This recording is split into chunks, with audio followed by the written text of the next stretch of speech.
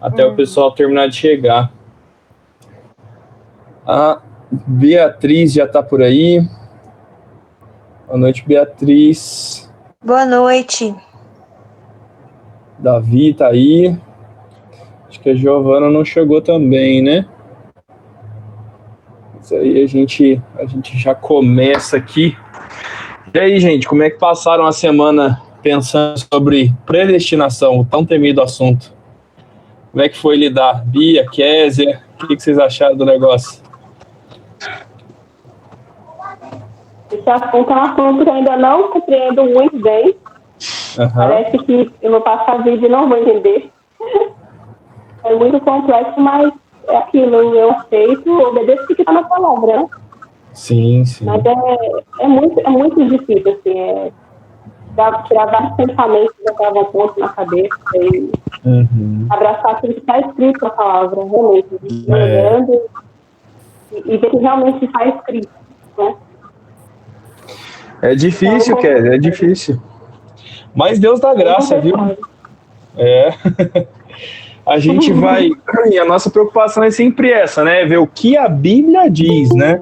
Porque às vezes é mais fácil, né? Que nem eu tava falando com o Márcio aqui agora. É mais fácil a gente ajeitar a Bíblia ali de um jeito que seja melhor compreensível, né? Mas o que é o nosso objetivo agora? É a gente entender a palavra de Deus e fazer a vontade de Deus? Ou é a gente, né, fazer a nossa vontade e trazer a palavra na nossa vida? Então, às vezes, realmente a gente é tentado, né, a procurar caminhos que sejam mais compreensíveis. Mas se serve de consolo, Kézia, uma vez um colega no seminário dizia o seguinte, olha, a gente nunca vai entender totalmente Deus. Porque no dia que a gente entender totalmente Deus e a nossa cabeça entender plenamente tudo que se passa na cabeça de Deus, aí a gente se tornou igual a Ele. Ou seja, né, Deus deixou de ser Deus. Então, tem coisas que certamente serão insondáveis. Com certeza. Pastor Tamar deixou bem claro isso no sermão de domingo, né? Qual a profundidade da riqueza. E aquele, gente, já vale aqui na nossa aula, né? No assunto que a gente vai entrar agora. Aquele já é um texto que Paulo está explanando exatamente isso. O tão difícil texto de Romanos 9, né? Quando Deus fala, eu faço do barro o que eu quero, eu uso de misericórdia com quem eu quero. É o texto que Paulo está argumentando ali no capítulo 9, ele vai falar de predestinação no verso 10, de eleição, e no capítulo 10, e no capítulo 11 ele vai chegar nessa exclamação, dizer, ó profundidade da riqueza, quem conheceu a mente do Senhor? De fato, tem coisas que são incompreensíveis, né? Viu, Lucas? Oi, meu irmão. Então, olha, eu indico para os irmãos, eu tinha postado no grupo o livro A Soberania de Deus. Leiam esse livro que vocês vão conseguir entender de maneira assim bem magnífica assim o nosso coração já diante de Deus, né? Buscando em oração, mas dê a soberania de Deus. Esse livro é muito bom. Eu terminei de ler ele ontem, sabe? E ele foca tudo. A vida do homem diante de Deus, tudo.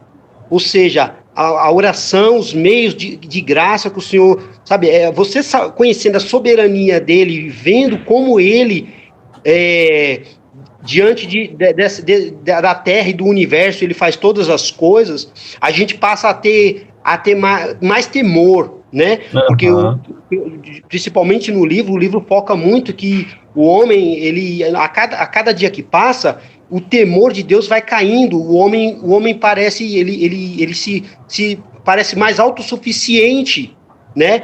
E não fica na dependência de Deus. Então, quando a gente conhece a soberania dele, a gente descansa em paz, a gente consegue entender a vontade dele, e diante das situações, das escolhas que ele faz, porque ele é soberano, e isso daí o ser humano tem que compreender, todos nós temos que compreender. Quando você entende a soberania dele, e a Bíblia dá ênfase no livro, dá bastante base bíblica para mostrar os argumentos, né, do autor, que olha a soberania de Deus aí, agindo. Então é aí que a gente descansa. Com certeza. E a gente consegue entender que não é a nossa vontade, é a vontade dele que prevalece.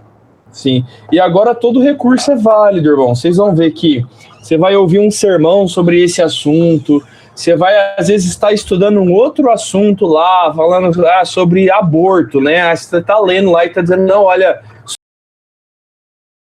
quem toma a vida. Então, vocês vão ver que são assuntos que eles vão se entrelaçando na teologia. A gente volta domingo agora com a escola dominical, né? A gente volta a participar da escola dominical. Vocês vão ver que é uma aula de manhã, o pastor vai dar uma aula mesmo, e aí a gente vai assimilando todos esses assuntos. Ainda assuntos mais difíceis da teologia, que seja agora, né, de um impacto, né, chegar e botar a predestinação no seu colo, assim, é um negócio às vezes um pouco assustador por a gente não ter contato de fato. Mas quando você começa a ver os textos bíblicos e começa a ver que é isso que a Bíblia ensina, né, nossa preocupação é sempre essa, o que a Bíblia ensina, aí a gente começa a absorver esse conhecimento, né? Verdade. Mas vamos lá então, vamos fazer uma oração para a gente começar. Pedir para o Andrei, tá por aí, Andrei? Abre o seu microfone, a sua câmera. Faça uma oração por nós aí para a gente dar início ao nosso estudo. Santo Eterno Pai, muito obrigado por esse dia, Senhor, por essa quarta. Foi um dia produtivo para todos. Senhor, queria agradecer por todos nós estarmos conseguindo estarmos reunindo aqui para aprender mais e mais com o Senhor. E abençoe também o Lucas, direcione ele para fazer a melhor explicação possível para nós. Senhor, também nos ajude a prestar bastante atenção e que isso fique no nosso coração, para quando formos pecar, sempre lembrarmos disso e tentarmos evitar, Senhor. Muito obrigado por tudo que o Senhor tem feito por nós. É isso que eu te peço em nome de Jesus. Amém. Amém. Amém. Irmãos, eu vou compartilhar a minha tela aqui. E esse é o slide do pastor Itamar mesmo, tá? E aí a gente vai... Opa, deixa eu voltar aqui um pouquinho que eu estava revisando ele. E aí eu vou seguir de onde o pastor parou mesmo, tá? Pra gente... Que agora até eu me perdi aqui. Pra gente seguir de onde o pastor parou. E aí a ideia hoje é a gente tratar textos que mostram, que aparentam mostrar o contrário. Textos aí, então, que vão aparentar refutar a teologia, refutar o que o nosso ensino vai nos dizer sobre a eleição, tá? Então, a nossa ideia aqui hoje é partir daqui. Eu vou pedir para vocês irem abrindo os textos, viu? Então, à medida que você puder, de repente, deixar até sua câmera aberta, seu microfone aberto, para a gente ir caminhando junto com esses textos bíblicos, eu quero andar com eles. E é lógico que talvez você lembre de outro texto aí que te deixa confuso, tem um versículo que você fala, Lucas, me parece que esse versículo não está falando de predestinação, parece que isso aqui é livre-arbítrio. E aí, se você lembrar de algum texto assim, fala com a gente aí, e a gente entra nesses textos também. E tem alguns argumentos que são lógicos, né? São dedutivos. A gente vai olhar uma coisa, olhar outra e falar, opa, isso aqui, tá vendo? Isso aqui aponta para a predestinação e não para a livre escolha do homem, tá? Então a gente vai partir desse ponto aqui. Tem alguma coisa de errado com essa doutrina? Porque aí parece que às vezes tem alguns textos bíblicos que mostram uma opção de rejeição do homem, né? Não, isso aqui mesmo, o pastor tentou. Alguns textos que mostram uma opção de rejeição do homem, ou alguns textos que mostram que parece que Jesus está escolhendo e está salvando mais gente do que a predestinação se propõe a dizer. E aí a gente vai entrar em alguns deles, e este aqui é o nosso primeiro, tá? Texto clássico de João 3,16. Quem falar João 3,16 aí sem ler a Bíblia vai ganhar uma bala chita, viu? Mas vamos abrir lá em João que a gente vai dar uma folhadinha lá no texto. Mas pode falar aí, quem lembra João 3,16 de cor? Você vai me dar uma Bíblia de estudo? Não, eu falei uma bala chita. No máximo uma Bíblia herege. Eu tenho uma aqui, Testemunho de Jeová. A tradução tá toda errada. Não, eu ganhei essa aí eu rejeito. Fala aí, Marcos, pra turma. João 3,16. Porque Deus amou o mundo de tal maneira que deu seu Filho unigênito para que todo aquele que nele crê não pereça, mas tenha vida eterna. Beleza, esse é o nosso versículo, né? Acho que foi o primeiro que eu decorei na Bíblia. E aí a gente tem já um problema aí com esse texto. Dá uma olhadinha aí. Por quê? O texto está falando que Deus amou o mundo. Deus amou o mundo. Isso não traz para a gente uma ideia muito mais abrangente do que a predestinação se dispõe a fazer? Porque então vai dizer que todo aquele que nele crê não pereça, mas tenha vida eterna. Então são palavras que vão nos dar aí um cunho muito abrangente, tá? Para pensar nesse texto. Se Deus escolheu os seus, o Senhor elegeu os seus, os predestinou para a salvação, como é que a gente lida com textos como esse de João 3,16, que tá dizendo aqui que Deus amou o mundo todo, tá bom? Essa é a questão que a gente vai levantar. Então vamos lá. Qual é o problema aqui desse texto? É a interpretação dele. Deixa eu pegar esses meninos aqui. Catarine, hoje é meu aniversário, você sabia? Sério? É meu aniversário, hoje eu faço 24 anos. Ai, parabéns! E aí é o seguinte, vai ter festa e tá todo mundo convidado. Quem você acha que vai na minha festa? Todo mundo. Todo mundo, mas vai caber aonde o mundo inteiro dentro de uma festa?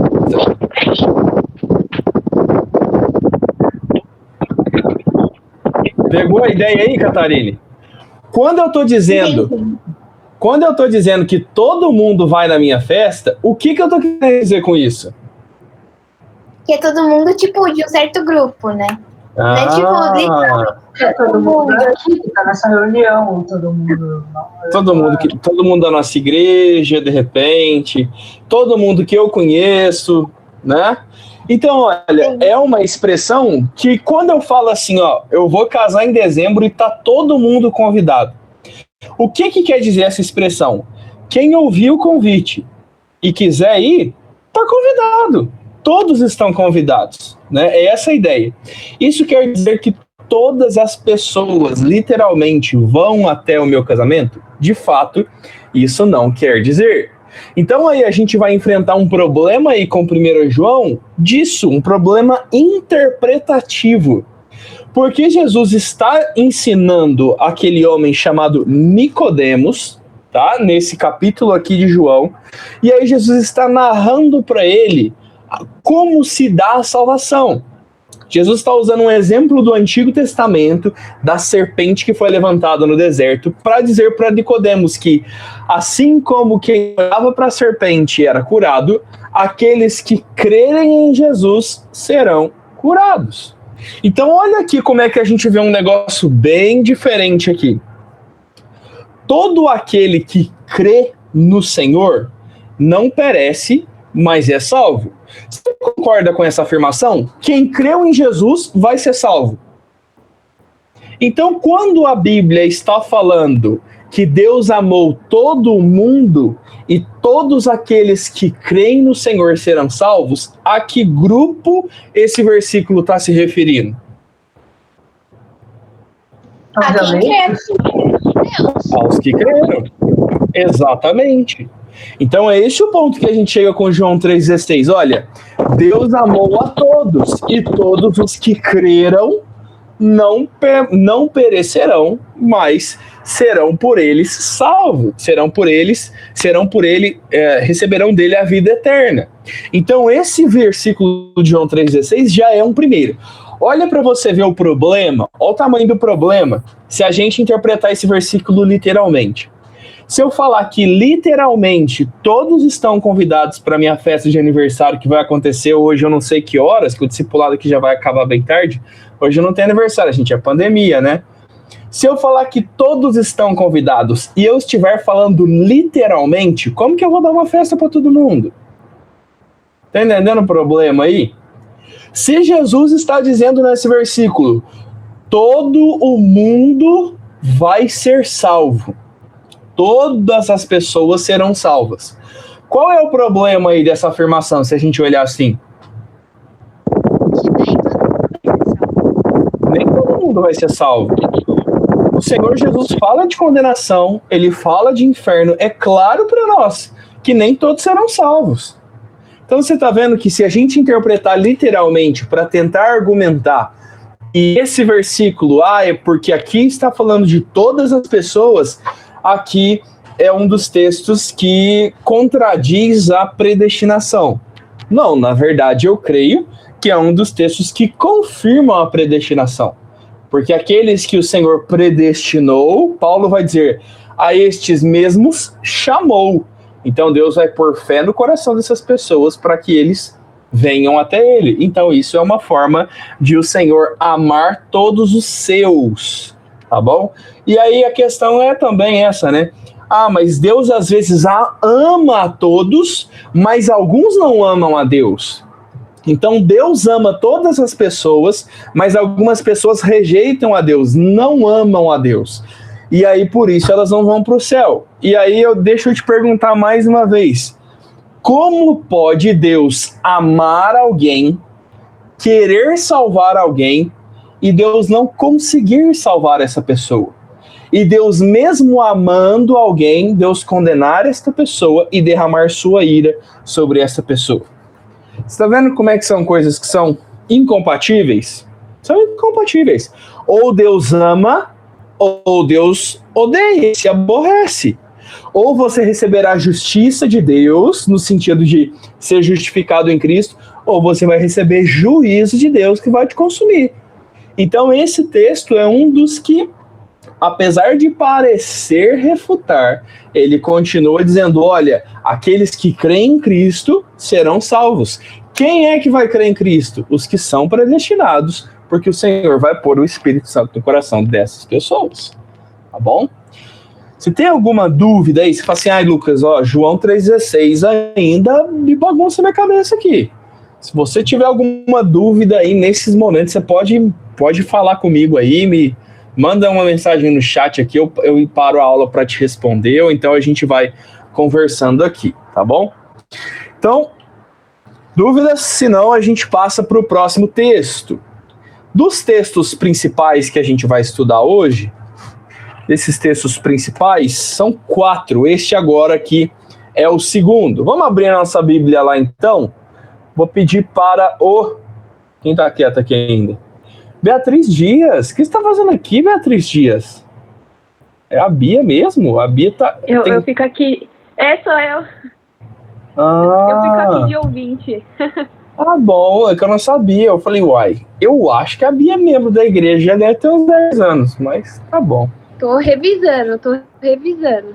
Beleza, isso é bom, Bia. Juliana não, é o Gabriel que tá aí, né? Lê pra gente, Gabriel, o segundo texto aí que a gente vai tratar.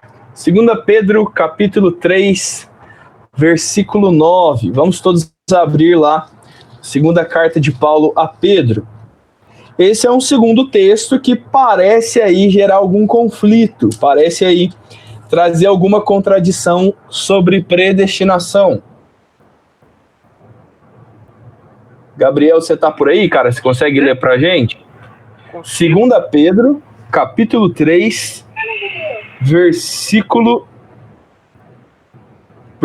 9. Isso mesmo, tá confirmando aqui que o slide do pastor, então é bom dar uma confirmada, né? Irmãos, perdão, eu não expliquei. O pastor Itamar não pôde vir hoje, porque a Tati foi fazer um exame, uma endoscopia. E aí parece que ficou uma confusão com a data, seria amanhã, e aí no caso foi hoje. E aí o exame era 7 horas da noite, o pastor foi acompanhar a esposa lá no exame, tá bom? Por isso que aí ele me convocou no começo da semana já para eu falar com vocês hoje, tá? Pode ler, Gabriel. 2 Pedro 3:9. Tá, vou ler então. Não retarda o Senhor as suas promessas, como alguns a julgam demorada. Pelo contrário, ele é longâmino para convosco, não querendo que nenhum pereça, senão que todos cheguem ao arrependimento. Ixi, olha o problema aí, Gabriel. Deus não quer que nenhum pereça, senão que todos cheguem ao arrependimento. Qual é o problema aí, Gabriel? Se Deus predestinou a gente para a salvação, e agora a gente está entendendo que Deus não quer que ninguém pereça, Deus quer que todos se arrependam, como que a gente lida com um versículo desse aqui, falando de predestinação? Ué, se Deus predestinou alguns para a salvação e preteriu outros para a condenação, como que esse texto aqui pode ser explicado? Vamos lá.